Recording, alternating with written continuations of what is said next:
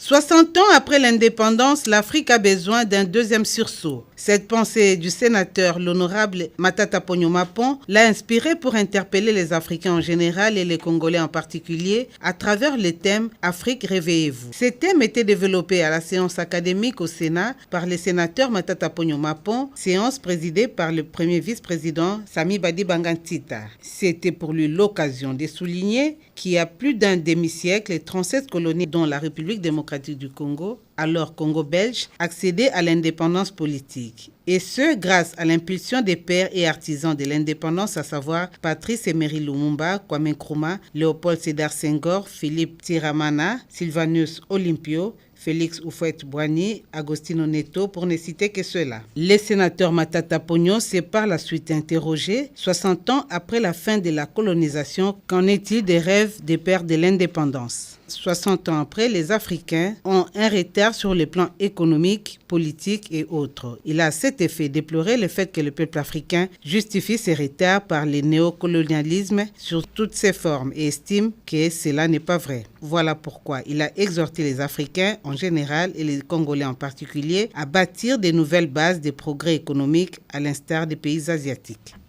Réveillez-vous, Congolais, et rappelez-vous que tous les projets de développement d'un pays sont des grands projets de long terme, bien conçus et rigoureusement mis en œuvre, et jamais des petits projets de court terme.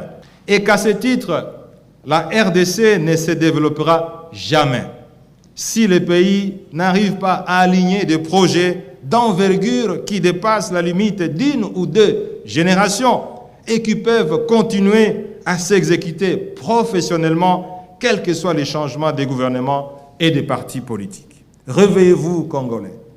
Souvenez-vous que les appuis techniques et financiers des partenaires au développement n'apporteront jamais le développement sans gouvernance de qualité.